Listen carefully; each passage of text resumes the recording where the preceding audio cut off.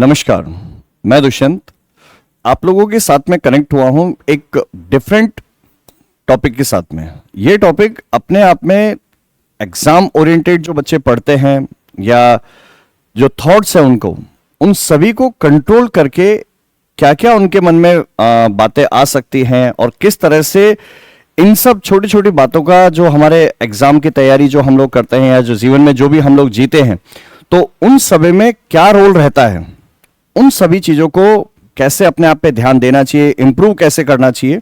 तो teaching line में जो मेरा एक्सपीरियंस है 12 साल के आसपास का हो चुका है अब, तो उन्हीं सब के साथ में मैं आप लोगों के साथ में डिस्कस करूंगा। क्योंकि कहते हैं ना कि हम एक बुक पढ़ते हैं तो उसमें हम उस बुक के बारे में या पढ़ते पढ़ते अगर कोई कहानी वहां लिखी है तो उस पूरे मोमेंट को हम जी जाते हैं।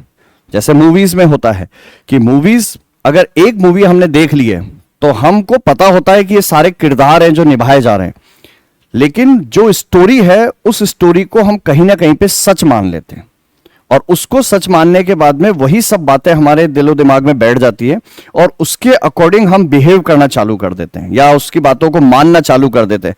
तभी तो जब हमें पता है कि वही एक्टर पिछली मूवी में किसी और तरीके से किरदार निभा रहा था, इस मूवी में कोई और किरदार निभाएगा, तो दोनों अलग अलग होते हैं बिल्कुल, उसके बावजूद भी हम उसको सत्य मानने चालू कर देते हैं। ऐसा ही कुछ ये है कि जो ये सब चीजें हम देखते हैं तो उन सब के साथ साथ बहुत सारी चीजें हम लोग सीखते हुए जाते हैं। टीचिंग लाइन में लगभग 12 साल का जो टाइमिंग मेरे को हो चुका है, 12 साल का समय हो चुका है, तो इसमें बहुत सारे बच्चों से मैं डेली मिलता हूं और थैंक्स टू बड़ा प्लेटफॉर्म जो अपने आप में चाहे ऑनलाइन हो या ऑफलाइन हो, दोनों ही बड़े बड़े प्लेटफॉर्म थे जिन पे पढ़ाया भी सही और बहुत बच्चों के साथ कनेक्ट हुए। लाखों हजारों बच्चों के साथ में कनेक्ट होते थे हम लोग, हर साल हजारों बच्चों के साथ में कनेक्ट हुए और एक्यूमुलेट होके देखा तो लगा कि शायद लाखों ही बच्चे हो चुके हैं जिनके साथ हम कनेक्ट हुए थे। तो हर किसी बच्चे की अपनी एक अमिट छाप है जो मन में रह चुकी है। कुछ बच्चे ऐसे थे, मैं नहीं कहूंगा सभी बच्चों की, लेकिन कुछ बच्चे ऐसे थे जिनका एक्सेप्शनली एक लाइफ में चेंज हमने देखा था उस समय।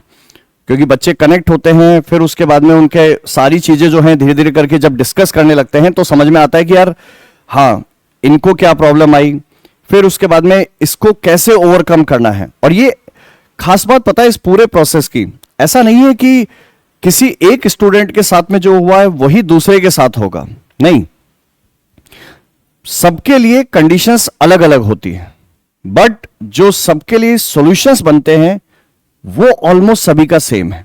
और इसीलिए हम लोग आज भी जो बच्चों के साथ में मैं कनेक्ट होता हूं तो उनमें मैं स्टूडेंट्स को वो सारी बातें बता पाता हूं, या जैसे मेरे स्टाफ के साथ में हुआ या फिर लोगों के साथ में जब भी हम कनेक्ट होते हैं तो मैं वो सारी बातें अपने एक्सपीरियंस के साथ में लगभग मैं शेयर कर पाता हूं कि और वो लगभग मोरलेस सेम ही हमें मिलती है। तो इन्हीं की तरह से मैं एक छोटा सा ये है कि खास तौर से जैसे ही कोई बच्चे का रिजल्ट आता है तो उसमें सबसे बड़ा थॉट ये होता है कि सर पेपर था, मैंने मेहनत बहुत ज्यादा करी और मेहनत करी है तो उसके बाद में एक कहते हैं ना इंसान है तो माया मोह में तो रहेंगे रहेंगे और वो लालच आ जाता है कि यार मैंने अगर फॉर्म भरा है, एग्जाम दिया है, मेहनत करी है तो मेरा तो सिलेक्शन होना ही चाहिए। सही बात है भाई, कर्म किया है तो फल की चिंता होगी। हालांकि स्टेटमेंट बड़ा अलग है, सत्य भी बहुत अलग है इस बात से कि जो अगर मेहनत करी है तो नहीं होना चाहिए फल की चिंता, बट हम तो है तो इंसान ही, तो बिल्कुल हमें चिंता होती है इस बात की। और जब वो नहीं मिलता तो बहुत दुख पहुंचता है और उस समय वो अपने आप को बिल्कुल उसका मन जो होता है वो इस तरह से आ जाता है कि यार अब क्या करें। वहां उसको एक पॉजिटिव एनर्जी अगर मिल जाए तो ये मैं जरूर कह सकता हूं कि शायद अगर उसको वहां पे पॉजिटिव एनर्जी मिल जाए तो उसके बाद में वो वापस से अपने आप को ट्रैक पे ला सकता है। इनफैक्ट पहले से ज्यादा एनर्जी के साथ वो अपने आप को आगे तक ले जाने के लिए कैपेबल हो जाता है, क्योंकि वो भी बहुत सारी चीजें सीख चुका होता है। आप सीखने का मतलब ऐसे सोच सकते हो कि भाई स्टार्टिंग थे तो सब्जेक्ट पढ़ना चालू किया होगा, मेहनत करना चालू किया होगा, उसमें कुछ चीजें समझ में आई, कुछ नहीं समझ में आई और हमने एग्जाम में अपीयर हो गए और वहां जाके हमें यह लगा कि यार हमने जितने सब्जेक्ट्स थे, जितने टॉपिक थे, पढ़े तो सारे ही थे। इस बात को हम महसूस नहीं कर सकते कि हमें वो अभी तैयार नहीं हुए और उस बात को महसूस कराने के लिए ही ये एग्जाम्स होते हैं। तो सबसे पहले तो इन एग्जाम्स के लिए एक पॉजिटिव फीलिंग यह होनी चाहिए कि ये एग्जाम सिर्फ और सिर्फ इस बात के लिए होते हैं कि जहां हम लोग ये अपने आप को चेक कर सके कि जितने मैंने कंसेप्ट्स अभी तक तैयार करे या जितनी भी चीजें मैंने अभी तक पढ़ी हैं, देखी हैं, समझी हैं, क्या वो अप टू द मार्क है भी सही या नहीं है। कभी कभी स्टूडेंट जो है वो इस बात को दिल से लगा बैठता है कि यार मेरे पास में एक बार मेहनत करी है तो मुझे इसी में निकलना चाहिए, नहीं निकला है तो शायद मैं इस पूरे सिस्टम में लेट हो चुका हूं, नौकरी में लेट हो चुका हूं, या फिर मैं ये कह सकता हूं कि शायद आगे जो मुझको प्रमोशंस मिलेंगे वो कम मिलेंगे, या ये होगा कि यार मेरे साथ वाले जो हैं उनका सिलेक्शन हो गया, मेरा नहीं हुआ। तो वहां थोड़ा सा घबराहट चालू हो जाती है और उस घबराहट के चलते जो आत्मविश्वास है वो डगमगाना चालू हो जाता है और यहीं से जितना भी आपने गेन किया होता है वहीं वो टूटना चालू हो जाता है। तो इसको कैसे हमें लाना चाहिए वापस से अपने अंदर, इसको मैं कुछ स्टोरीज से बताता हूं, कुछ कहानियों से बताता हूं जो मैं देखता भी रहता हूं, दिन भर उसको देखता हूं, क्योंकि मैं भी तो आखिर इंसान ही हूं, तो मुझे ये सब चीजें देखने को मिलती है। मैं वहां देखता हूं तो समझ में आता है कि हाँ यही चीज को बड़ा बच्चा भी कर रहा है, छोटा बच्चा भी कर रहा है, बट डिफरेंस सिर्फ इतना सा है कि दोनों इसको रिएक्ट कैसे कर रहे हैं किसी भी सिचुएशन को। मैं आपको एक बात समझाता हूं, जैसे आप ये समझो, छोटे बच्चे को अगर मैं आपसे कहता हूं कि यार उसको चलना सीखना है, तो वो शायद स्टार्टिंग में अपना बैलेंस भी नहीं बना पाता है, इनफैक्ट उसके पैर भी सीधे खड़े नहीं हो पाते हैं, वहां पे खड़े होता है गिर जाता है, बैलेंस ही नहीं बनता उनका पूरी तरह से। और उस कंडीशन में गिरने के बाद वो ये रोता नहीं है कभी भी कि मैं गिर गया, कभी भी वो इस बच्चे को शिकायत नहीं करेगा। पहली बात तो वो बोल ही नहीं पाता, वो बोल ही नहीं पाता उस एज के अंदर। कितना होगा, 1 साल के आसपास का होगा, 1.5 साल के आसपास का होगा, तो बच्चा बोलना ही नहीं जानता इतना कि यार मैं गिर गया हूं और मैं आगे नहीं चल पा रहा हूं और अब मेरा क्या होगा, ऐसा कभी नहीं बोलता वो। लेकिन उसका मन तो है, वो तो पढ़ सकते हैं हम लोग, और उसमें ये चीज समझ में आना चाहिए कि वो बच्चा अगर अभी गिरा है, मान के चलना विद इन 10 सेकेंड्स अपने आप को अगर उसको लग भी गई होती है तो विद इन 10 सेकेंड्स वो आंसू भी पहुंच लेता है। इनफैक्ट वो रोने के बाद में आंसू तक खुद नहीं पहुंचता है, पेरेंट्स से जाते हैं या उसके साथ वाले होते हैं वही जाके उसके आंसू पहुंचते हैं, खुद भले ही नहीं पूछता, और उसके जस्ट बाद दोबारा खड़ा हो जाता है कि यार मेरे को वापस से खड़े होने के लिए कोशिश करना है। तो कितनी छोटी सी बात है और कितने छोटे बच्चे ने समझाया होगा, जो हम वहां देखे बैठे बैठे बस देख सकते हैं, वही सब चीजें बड़े होने पर भी होती है। बट दोनों में डिफरेंस है। छोटा बच्चा जो होता है वो ट्राई करने से अपने आप को कतराता नहीं है, कोशिश करने से नहीं कतराता है। उसके दिमाग में होता है कि चलो नहीं हुआ कोई बात नहीं, दोबारा करेंगे, जब तक नहीं हो जाएगा तब तक करते रहेंगे। और उसकी यही एक आदत उसको धीरे धीरे करके चलने के लिए मजबूर कर देती है। और जैसे जैसे हम बड़े होते हैं तो यह आदत हमारे अंदर कम हो जाती है। हम खुद से ज्यादा अपने सराउंडिंग पे विचार करना लग जाते हैं कि यार आसपास वाले क्या सोचेंगे, मेरे दोस्त क्या सोचेंगे, घर वाले क्या सोचेंगे, आस पड़ोस के लोग जो मेरे से मिलते हैं वो क्या सोचेंगे। जबकि सत्य तो यह है कि किसी को कभी फर्क पड़ता ही नहीं है कि आप अगर नाकामयाब हुए हो तो किसी को यह फर्क नहीं पड़ता कि आप सच में हुए हो या नहीं हुए हो नाकामयाब। उनको सिर्फ इस बात से पड़ता है जाके बस थोड़ी देर बैठ के आपको और ज्यादा, वो कहते हैं ना घाव अगर हो जाता है तो बस उसको कुरेदना है। जो करते हैं, कुछ लोगों की प्रवृत्ति होती है, कुछ लोगों की सोच होती है। तो हमें ऐसे लोगों के लिए क्यों सोचें, क्यों ऐसे लोगों के बारे में हम सोच के अपने आप को इतना डिविएट कर दें, क्यों इस तरह से सोचने लग जाए कि यार हम कैपेबल नहीं है, मेरा तो ये काम है। मैं तो आज भी उसी मन से सोचूंगा ना कि मैं उस छोटे बच्चे की तरह से हूं जिसको अगर मैं एक बार अगर हार गया, गिर गया, तो मुझे तो जब तक मैं खड़े होकर दौड़ना नहीं सीखूंगा तब तक थोड़ी ना रुकूंगा। और मजे की बात यह है बेटा कि ये जो फेज है वो सभी की जिंदगी में आता है, आपकी जिंदगी में भी आया हुआ है। आप भी पहले बचपन में शायद नहीं चल पा रहे, और शायद का एकदम कंफर्म है नहीं चले होंगे। बच्चा पैदा होते ऐसा थोड़ी ना कि पैदा हुआ और उसके बाद में भाग रहा है, नहीं, उसने धीरे धीरे करके वो ग्रैब किया और उसके बाद चलना सीखा, दौड़ना सीखा, और आज अच्छा खासा वो रन भी कर सकता है। ठीक है, तो इसको इस तरह से सोचो, ये सभी के साथ में होने वाला है, ऐसे ही जिंदगी में जब हम पेपर देने जब जाते हैं, तो पेपर देने के बाद में सफलता या असफलता दो ही रूप है, तो वो सभी के साथ होती है। या तो सफल हो गए या असफल होंगे। अगर असफल हो भी गए तो डरना क्यों, और सफल हो गए तो उस बात का इतना क्या जश्न मनाना। भाई ठीक है, हो गया, अच्छी बात है, मेहनत करी थी, निकल गया। और अगर मैंने असफल हुआ तो नहीं हुआ ना, कोई बात नहीं, थोड़ी कमी रह गई, फिर अगली बार में हो जाएगा। हाँ, यहां एक थॉट जरूर आता है कि सर हम लोग कुछ बच्चों का एक सिंगल शॉट में हो जाता है, मैं उनसे पीछे रह जाऊंगा। तो एक्चुअली मैं एक बात बताता हूं, बहुत अच्छे से समझना, किसी को कभी फर्क नहीं पड़ता कि आपको कितने अटेम्प्ट्स के अंदर आप फाइनल एग्जाम्स में पहुंचे हो। अगर आपके नाम के साथ अगर आपने सपना देखा है कि नहीं मुझे यूपीएससी क्लियर करना है, क्लास 1 ऑफिसर बनना है मेरे को, तो कभी कोई पूछता नहीं है कितने अटेम्प्ट में आप बने हो। आपने बहुत ज्यादा लोगों के इंटरव्यूज देखे होंगे। कुछ लोग होते हैं सिंगल अटेम्प्ट में पहुंच जाते हैं, कुछ लोगों को 3 अटेम्प्ट लगते हैं, 4 अटेम्प्ट लगते हैं, 5 अटेम्प्ट लगते हैं, कुछ लोग तो लास्ट अटेम्प्ट में जाके ऑफिसर बन पाते हैं। अभी रिसेंटली जो एक आईपीएस का किस्सा सुना होगा, जिनके ऊपर मूवी भी बनी थी, 12th फेल वाली, ठीक है, वो भी तो उस मूवी में जिस तरह से बताया गया था तो ऐसा ही तो था कि लास्ट अटेम्प्ट में जाके बने थे, राइट। तो सोचो वो भी लास्ट अटेम्प्ट तक अपने आप को मोटिवेटेड रखा होगा उन्होंने, और वो फुल एनर्जी के साथ में बैठे होंगे, और उनका भी इस बात को क्लियर था। उस फिल्म में ये नहीं था कि यार हाँ ठीक है इतना स्ट्रगल किया उसके बाद में सफलता मिल गई, हाँ अच्छी बात है, अच्छा लगता है, पॉजिटिव रिजल्ट मिलता है। बट अगर उनका इंटरव्यू अगर आपने देखा हो तो आपको ये बात सीखने को मिलेगी। उसमें उन्होंने साफ कहा था अगर नहीं भी हुआ तो भी क्या, मैं कम से कम उस गली का एक बल्ब तो बन जाऊंगा, तो मुझे वो करना मेरा जरूरी है।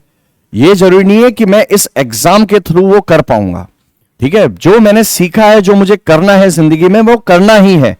अब इसके लिए आपको कभी कभी बच्चा जो होता है, जैसे आजकल में जब कोचिंग्स में हम पढ़ाते हैं, पहले तो बहुत ज्यादा बच्चे हुआ करते थे, तो उसके चलते इतना इंटरेक्शन सभी के साथ में नहीं हो पाता था।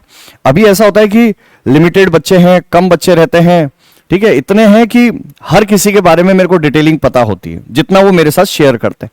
और उनसे मुझे इतना समझ में आ गया कि काफी बच्चे जो होते हैं 21-22 साल की उम्र में, 23 साल की उम्र में, ये सोचते हैं कि नहीं यार मुझे अभी जल्द से जल्द नौकरी पानी है।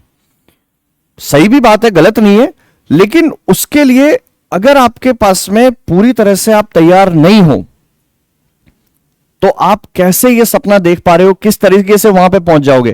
क्योंकि अगर वो पूरा नहीं होगा तो अननेसेसरी हम परेशान हो जाएंगे इस बात से, क्योंकि हमने उस जर्नी के बारे में नहीं सोचा था, जो वो पाथ था कि हम लोग आज पढ़ना चालू कर रहे हैं और वहां एग्जाम तक जब पहुंच रहे हैं तो हमने उसके बारे में कभी नहीं सोचा। हमने ये सोचा है कि आज मैंने अगर एग्जाम के लिए सोचा है तो मेरे लिए कम से कम फर्स्ट रैंक तो आएगी, उसके बाद में बाकी है जो देख लेंगे हम लोग। तो वो सोचा जाता है।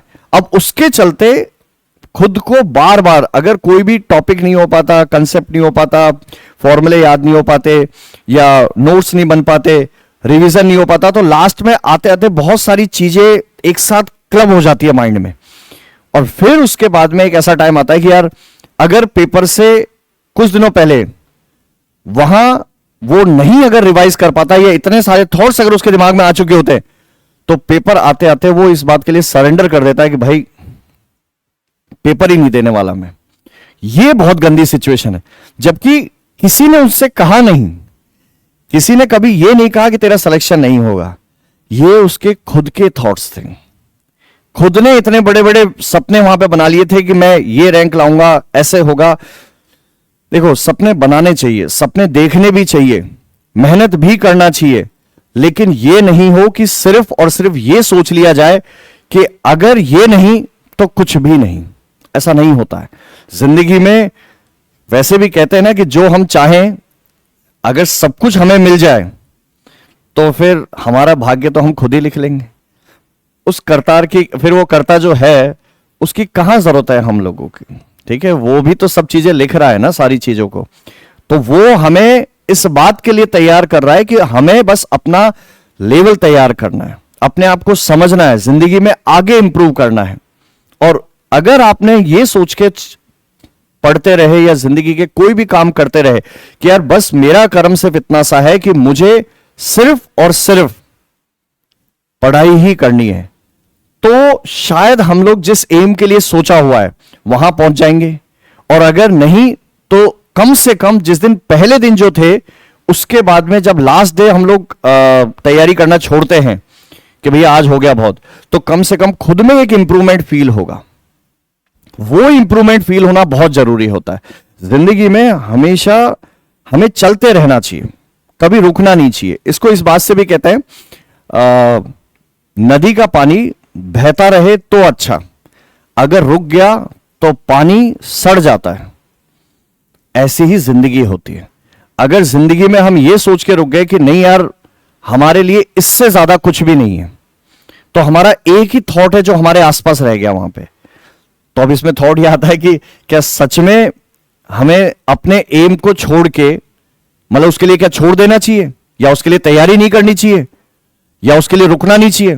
बिल्कुल रुकना चाहिए, टाइम देना चाहिए, लेकिन उस समय हमारे थॉट्स को कंटिन्यूएशन में लेना चाहिए। मैंने ये नहीं कहा कि हम लोग जो तैयारी कर रहे हैं उस तैयारी के लिए जो हम रुक रहे हैं वो गलत है, नहीं। मैंने ये कहा कि हम जिस तैयारी के लिए रुक रहे हैं उसके लिए हम अपना 100% नहीं दे रहे हैं, ये गलत है।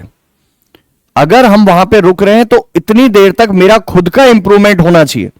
अगर मैंने आज दिन भर का सुबह उठने से लेके रात को सोने तक जितनी भी मेरी पढ़ाई है या जो भी मैं करता हूं, क्योंकि मैं खास तौर से बोलूंगा स्पेशली स्टूडेंट्स के लिए ही मैं बोलूंगा इस बात को, तो अगर मेरा कर्म यह है कि यार मुझे पढ़ना है, तो मैं ये सोच के ही सोऊंगा कि यार आज मैंने दिन भर में जो सपना मैंने देख रखा है उसके लिए एक्चुअली में कितना पढ़ा, क्या कुछ पढ़ा भी सही या नहीं पढ़ा, और अगर नहीं पढ़ा या उसके लिए मैंने कुछ मेहनत भी नहीं करी, तो अंत में क्या ये नहीं रह गया कि यार आउटपुट कहां से आएगा?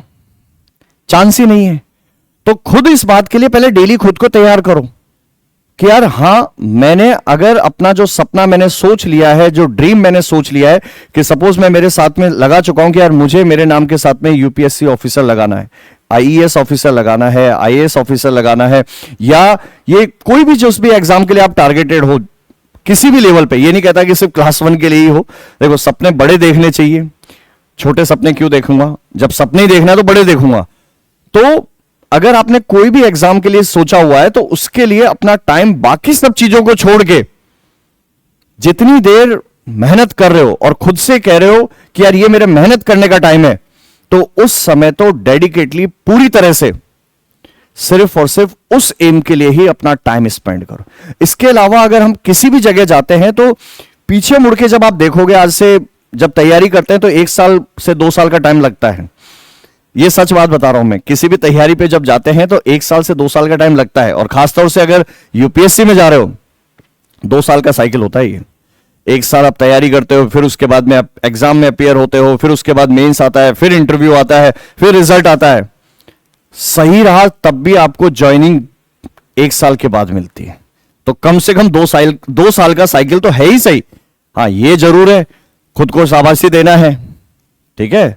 तो उसके लिए सबसे अच्छा क्या है, बीच में कुछ कुछ छोटे मोटे एग्जाम निकलते रहते हैं, उनको भी देते रहो, तो उनसे खुद को ये रहेगा कि यार अगर अपना बड़ा एम था तो कम से कम छोटे छोटे तो निकल ही रहे, तो उससे हम भी शांत हो गए और हम बढ़ते हुए जाएंगे जिंदगी में आगे। यही वो पाथ है जिसको आपको फॉलो करना चाहिए हमेशा।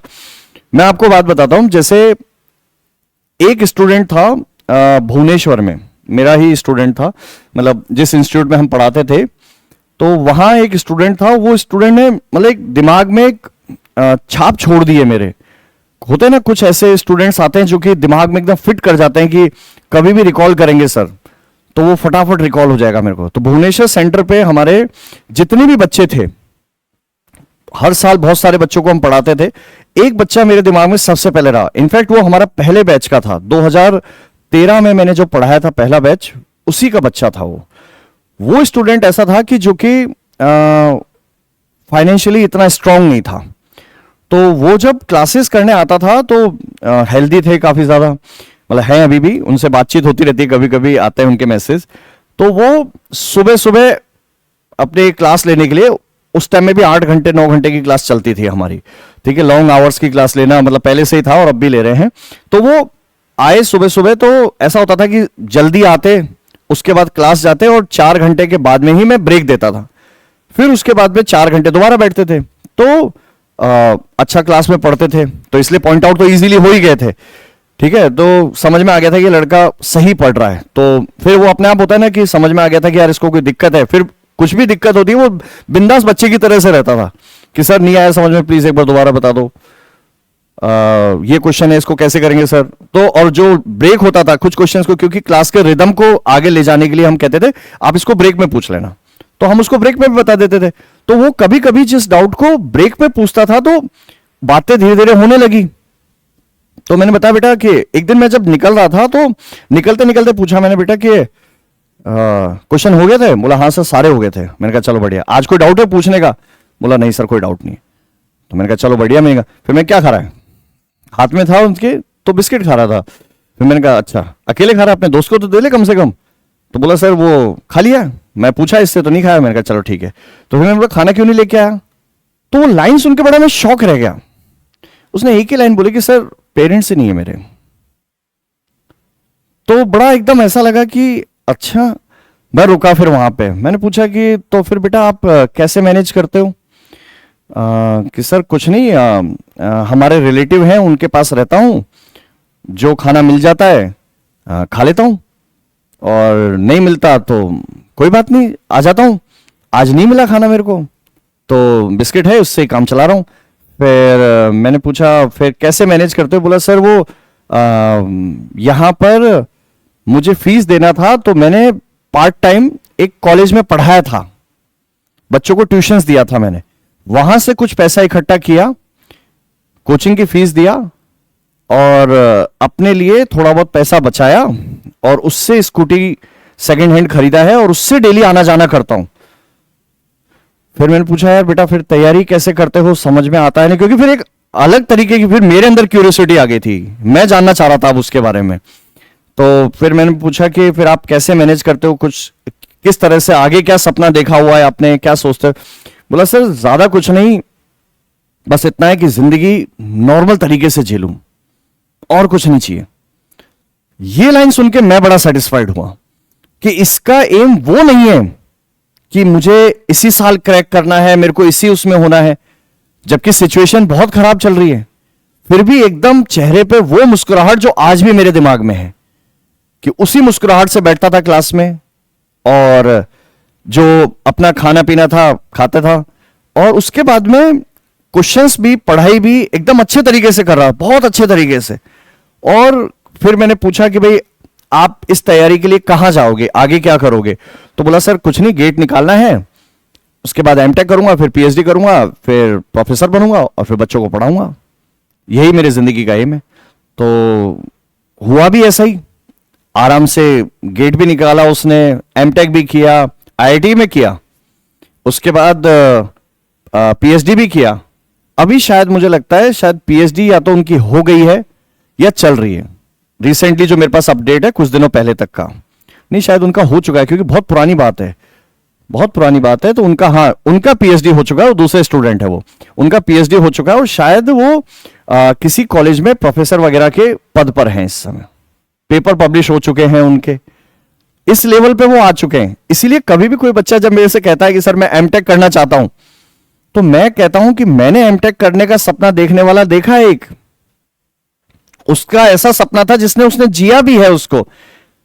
आज के डेट में एमटेक करने की डेफिनेशन ही अलग हो चुकी है लोगों की, वो सिर्फ सर्वाइवल के लिए जा रहे हैं, और वो इसलिए गया था क्योंकि मुझे पढ़ना है, मुझे जिंदगी में पढ़ाने का मन है, सोच चुका हूं कि मेरा सपना क्या है, वो इस तरह से जीना चाहता था और आज भी वो जी रहा है एकदम मस्त होके, एकदम वही स्माइल उसके चेहरे पे।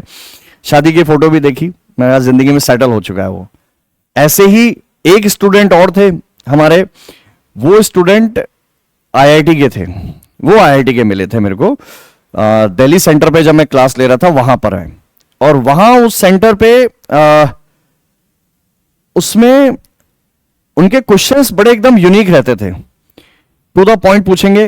तो होता है ना कि पहले दिन नहीं बताया था, ऑफ कोर्स मैं भी नहीं बताऊंगा और वो भी नहीं बताएंगे मेरे को कि आप कहां से हो क्या हो, तो वो क्वेश्चन जब वो पूछने लगे धीरे धीरे दिन में कि सर इस क्वेश्चन का आंसर क्या होगा, इसको कैसे समझेंगे, क्या करेंगे, तो क्यूरियोसिटी बहुत ज्यादा रहती थी कि यार इस क्वेश्चन को सॉल्व कैसे करना है, किस तरीके से अटैक करना है, अगर आंसर नहीं आया तो क्यों नहीं आया, सर मेरे मेथड में समझाओ। तो मैंने बोला यार आपकी कैलकुलेशन में तो बहुत टाइम लग जाएगा, आप मेरे को वर्बली समझा दो। तो वर्बली समझाया उन्होंने बैठ के कि सर मैं इस तरह सोच रहा हूं। तो मैंने कहा ठीक है, फिर उनको बताया कि आप यहां के इसकी जगह इस तरह से समझ लो। मतलब होता है ना कैलकुलेशंस में या स्टेप में जब आप कोई भी पढ़ने लगते हो तो उसकी एक स्टेप्स बनती है सारी, तो उसमें समझ में आया कि यार अच्छा यहां पर गड़बड़ थी, तो उनको पॉइंट आउट किया। फिर वो धीरे धीरे करके उस बैच में उस बच्चे के साथ में बातचीत होने लगी धीरे धीरे करके। उसी बैच में वो डेली आके क्लास के एंड में पूछता था सर ये कैसे हुआ, इसको सॉल्व कैसे करना है, किस तरह।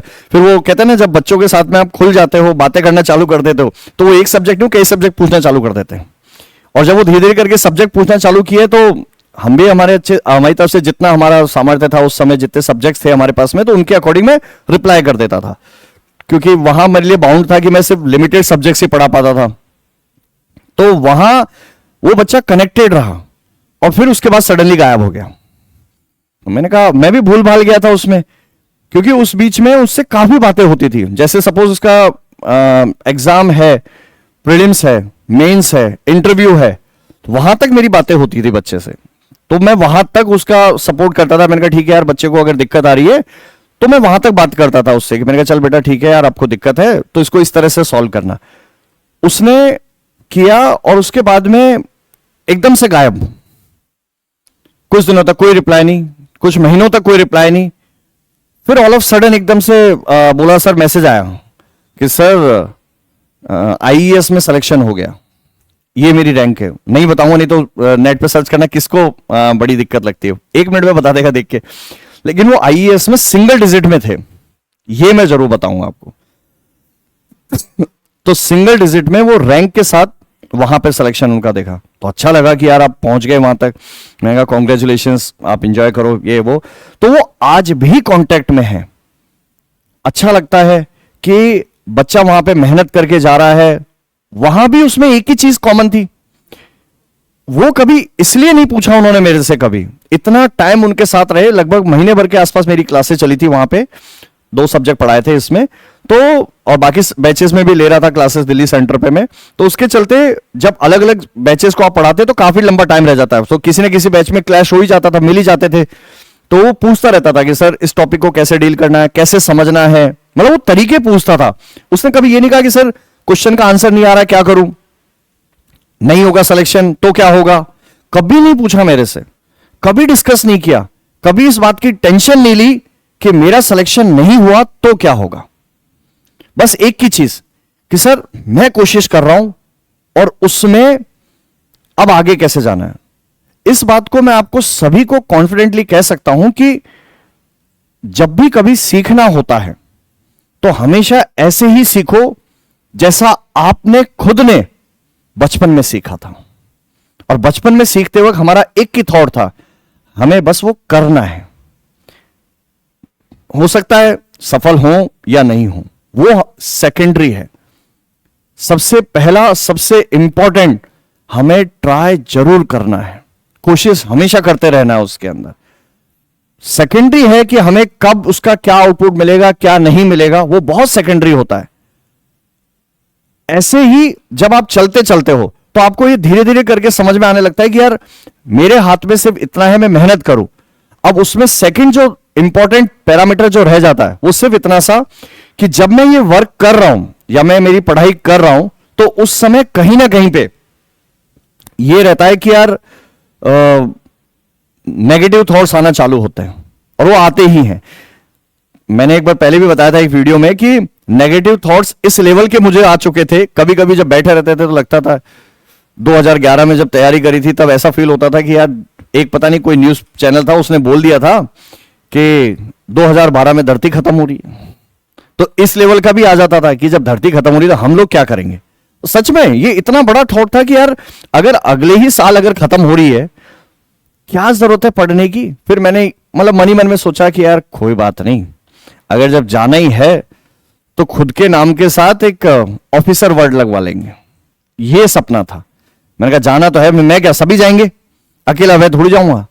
तो लेकिन वो खुद के नाम के साथ ऑफिसर जाएंगे, लेकिन ये भी डर रहता था अगर वो बात सच नहीं निकली तो, हो सकता है ना, अगर नहीं निकली तो मेरे लिए ये रह गया कि अगर मैं मेहनत करना छोड़ दूं इस बात से तो शायद सारी बातें गड़बड़ा जाएंगी यहां पर। तो उससे बेटर है मेहनत करो, नाम के साथ ऑफिसर लगाएंगे, जाना है तो चले जाएंगे, उसमें क्या दिक्कत है। नेगेटिव थॉट्स आना बहुत नॉर्मल है, दिन भर में बहुत बार है कि हमारे लिए नेगेटिव थॉट्स आ चुके होंगे।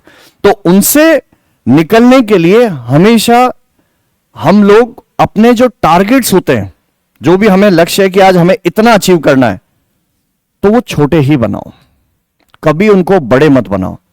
बड़े बनाने के लिए आपने बना तो दोगे, उसको अचीव हो नहीं पाएगा, और अचीव हो नहीं पाएगा तो खुद दिन भर उस दिन के लिए सोचते रहोगे, रात को जब सोने लगोगे तो इस बात की शाबाशी नहीं दे पाओगे खुद को कि आज मैंने इतना अचीव कर लिया, 5 पेज पढ़ लिए। अगर सपोज आपने सोचा था मैं 20 पेज पढ़ूंगा आज कॉपी के, तो मैंने अगर 5 ही पेज पढ़े हैं तो मैं खुद को शाम को यह शाबाशी नहीं दे पाऊंगा खुद को कि मैंने आज 5 पढ़ लिए। मैं कहूंगा आज मैंने 5 ही बस पढ़े हैं, और ये जो लाइन है ना 5 ही बस पढ़े हैं, वहीं गड़बड़ा जाता सारा खेल। तो आप लोगों को यह रखना है कि भाई मेरा टारगेट था 2 पेज का, अपन ने 5 पेज पढ़ लिए, तो भाई सरप्लस में चल रहे हैं 3, और 3 अगर सरप्लस में है तो उस कंडीशन में खुद को मोटिवेट कर लोगे आप लोग। तो बोलोगे सर इसमें एक थॉट आएगा कि क्या सच में कोर्स होगा क्या? ऐसे तो अगर मैं छोटे छोटे टारगेट रखूं, बोला मैं तो एक ही पैराग्राफ समझूंगा, मैं क्यों रखूंगा इससे ज्यादा? ये थॉट आना बहुत नॉर्मल है फिर। लेकिन उसके लिए आपको यह सोचने की जरूरत है कि अगर हमें अपने टाइम को मैनेज करना है और पूरा रात दिन सिर्फ और सिर्फ मेरा एक ही सपना अगर बन चुका है कि यार मुझे इस समय में अगर पढ़ रहा हूं या जिंदगी में आप कोई भी काम कर रहे हो और मेरे लिए बन चुका है मुझे यही करना है बस, तो फिर टाइम कहां रहा? समझ में आया कि टाइम की बाउंडेशंस कहां रही? आपका पूरा साइकिल 24 आवर्स का जो साइकिल बनेगा, उस पूरे साइकिल में आप क्या करोगे? रात को सोना है, दिन भर पढ़ना है। कभी कभी तो लोग ये पूछ लेते हैं कि सर कितने घंटे पढ़े? 2 घंटे, 5 घंटे, 10 घंटे, 15 घंटे। हम कहते हैं कि आपको पढ़ने के अलावा कोई और काम है यहां पे? अगर सपना इतना बड़ा है तो उसके लिए फिर कुछ और सोचना ही क्यों है? और जब कुछ और सोचना ही नहीं है तो उसके लिए हम ये क्यों सोचे कि कितनी मेहनत करनी है? ये सोच लो कि सारा सब कुछ, हमारा पूरा टाइम सिर्फ और सिर्फ उस सपने के लिए जा रहा है। ये अगर पॉजिटिव फील रखोगे तो इसका सबसे बड़ा एडवांटेज कि हम कभी अपने आप को इस जोन में ला ही नहीं पाएंगे कि यार हमारा सिलेक्शन होगा या नहीं होगा। और उस पॉजिटिव कॉन्फिडेंस से, उस पॉजिटिव आत्मविश्वास से आप अगर पेपर देने गए तो आपका कोर्स जितना भी हो, जितना आपने पढ़ के गए हो, कम से कम उसको 100% सही करके आओगे।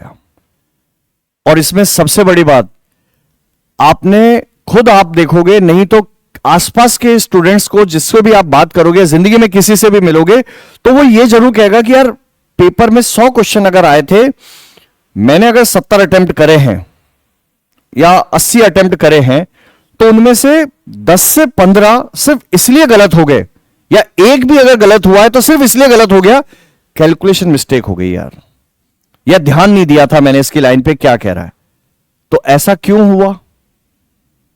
मैं कॉन्फिडेंट नहीं था इसलिए हुआ ये। अगर मैं वहां पे कॉन्फिडेंट होता तो शायद मेरे को ऐसा कभी डर ही नहीं होता, मैं धड़ल्ले से जाता और वहां पे जितने क्वेश्चन में अटेम्प्ट करता तो वो सही से करके आता। इसकी सबसे खास बात पता है क्या है? कि अगर आप कॉन्फिडेंट हो जाते हो, एक बार कॉन्फिडेंट हो जाते हो, तो उसके बाद आप जो भी अटेम्प्ट करोगे तो वो अपने पूरी तरह से कंसंट्रेट होकर करोगे। आप इस बात के लिए नहीं जाओगे कि यार इसमें मेरे को 50-50 चांस है या 10% चांस है या 80% चांस है। नहीं, आप उस समय यह सोच के जाओगे यार जो मैंने यहां पे टिक किया है वो मेरे को जितनी नॉलेज है, जितना मेरे को पता है, मैं उसके अकॉर्डिंग पूरी तरह से वहां पे बता रहा हूं। इसका भी एक एग्जांपल है। एक स्टूडेंट मेरे पास में ऐसा था जिससे जब मैंने बात करी तो उसने ये कहा मेरे से कि सर किसी भी एग्जाम में बैठ रहा हूं, उसमें पॉइंट्स में मार्क्स रह गए, 1 मार्क्स रह गया, इंटरव्यू में 2 मार्क्स रह गए, 5 मार्क्स रह गए, बहुत सारे एग्जाम दे के बैठा था और इसके चलते वो एग्जाम में बैठने से डरने लग गया। इनफैक्ट उसने इतना तक डिसीजन ले चुका था कि सर टेक्निकल में नहीं होगा, नॉन टेक में चलते हैं सर अब अपन। वो इजी लग रहा था, कहते हैं ना दूसरे की थाली में तो घी ज्यादा ही दिखता है और वो इजी भी लगता है, तो वो इजी लगने के चक्कर में वो दूसरी जगह स्ट्रीम में जा रहे थे। मैंने कहा चलो एक काम करते हैं, कुछ दिनों तक साथ रहो, बैठो क्लासेस आओ, साथ में बैठते हैं, डिस्कस करते हैं, देखिए कहां दिक्कत है। मैंने कहा कोई बात नहीं, अभी डिसीजन ले रहे हो 1 महीने बाद ले लेना, वैसे भी एग्जाम कौन सा आपके 1 महीने बाद है। बोला सर वो एग्जाम तो 8 महीने 10 महीने बाद है। तो मैंने कोई बात नहीं, 1 महीने का टाइम मेरे को चाहिए थोड़ा सा, तो बैठ जाओ साथ में। आप बातें करने लगे, समझ में आने लगा। फिर उनको कभी भी हमने ये डिस्कस नहीं किया कि यार आप एग्जाम निकलेगा या नहीं निकलेगा, कभी डिस्कस नहीं किया। बस ये कहा कि आपको ये पढ़ना है, पढ़ के आओ, और क्वेश्चन है जो ये सॉल्व करने हैं, बस इनको सॉल्व करके लेके आओ, बाकी हम देखेंगे इसके बाद में क्या कर सकते हैं, क्या नहीं कर सकते। डेली वो क्वेश्चन करके लेके आते हैं, फिक्स एक रूटीन बना लिया कि मुझे इतने क्वेश्चन करने हैं, इतना टॉपिक पढ़ना है, और वो पढ़ना ही है। ऐसा नहीं है, मेहनत पहले भी करते थे, रात दिन मेहनत करते थे, सुबह से लेके शाम तक। इतना मुझे इसलिए पता है क्योंकि मेरी ही लाइब्रेरी में बैठा रहते थे, और मेरी लाइब्रेरी में हर जगह कैमरे, तो मुझे पता रहता था कि यार ये बच्चा तो पूरे रात दिन पढ़ने वाला है, तो अब भी पढ़ ही रहा है, बस अब थोड़ा सा गाइड कर दिया था कि आप इस तरह से पढ़ लो। पढ़ते गए, एग्जाम दिया, पहली बार ईएस का एग्जाम दिया, और उस समय इतने सालों के बाद में, मतलब ईएस का एग्जाम देना छोड़ दिया था, जेईएन के पेपर देते थे, जब ईएस का एग्जाम दिया निकल गया, तो लगा सर अब तो कुछ तो हो सकता है। लेकिन उनमें एक कमी थी, कभी भी वो लिखते नहीं थे, हमेशा पढ़ते थे। और मैं हर बार उनसे ये कहता था कि यार लिखा करो आप, वो लिखते ही नहीं थे। वो कहते थे सर क्वेश्चन का देखो आंसर पता है मेरे को। मैंने कहा बेटा मैं कब कह रहा हूं कि आपको नहीं पता, आपको सब कुछ आता है, बट दिक्कत ये थी नहीं लिखने की उनकी आदत के चलते। पेपर में ऐसा कोई क्वेश्चन नहीं था ईएससी मेंस के अंदर जो कि उनको नहीं आता हो। जब वो लिखने बैठे वहां पे, तो 3 घंटे लगातार पेन चला ही नहीं पा रहे थे। और वो सच में 3 घंटे पेन चलाना, एक जगह बैठने की कैपेसिटी तो थी, लेकिन वो लिखने की कैपेसिटी इतनी नहीं थी, तो उसके चलते वो पेपर अटेम्प्ट हुआ ही नहीं, पूरी तरह से रह गए। अब वो वापस से जो कॉन्फिडेंस इतने महीने में बना था, वापस से धराशायी हो गया। बोले अब सर छोड़ दो, कोई मतलब नहीं है, मैं जा रहा हूं नॉन टेक में, अब एग्जाम भी आने वाला है। मैं बोला यार एक काम कर, जब इतनी मेहनत करी है, एक एग्जाम आ रहा है कुछ महीने बाद में, इसको भी दे लो, ठीक है इसको देते हैं। दिया, उसमें कन्वेंशनल नहीं लिखना था, और वो पेपर दिया, अटेम्प्ट भी किया, और उस समय 2-3 पेपर और भी दिए। मेहनत देखो बच्चे की, उनका एटीट्यूड चेंज हुआ, और बस उनका यह था कि हां, इतने दिनों में उसका माइंड में यह बात समझ में आ चुकी थी कि यार ना मैंने कभी उनसे कहा कि आपका सिलेक्शन होगा या नहीं होगा, सिर्फ एक लाइन, क्या जितना आपने पढ़ा आज तक, सुबह से लेके अभी शाम तक, मैं मतलब वीकली जाता था, तो मैंने कहा जितना आपने एक वीक में पढ़ा है, क्या आपको सारा याद है इस समय? बोला हां सर सारा याद है। बस सारा अच्छे तरीके से कर पा रहे हो? बोला हां सर कर पा रहा हूं। बस ठीक है। तो सर बोला पेपर निकलेगा नहीं निकलेगा? मैंने कहा न कभी वो इस बात को पूछ पाए मेरे से, न कभी हमने डिस्कस किया। मैंने कहा बस पढ़ लो, पेपर है, दे लेंगे अपन बैठ के आराम से। पेपर भी दिया, रिजल्ट भी आया।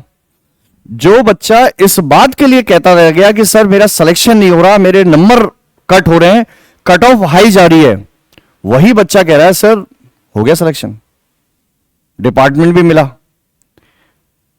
एक बार हुआ तो हमने कहा चलो यार ठीक है, बच्चे का हो गया। अब उसके बाद में जो दूसरा एग्जाम हुआ, अब उसका कॉन्फिडेंस का लेवल पहले से बहुत अच्छा हो चुका था, क्योंकि उसके दिमाग में ये बात बैठ गई थी कि यार अब मेरा होना तय है।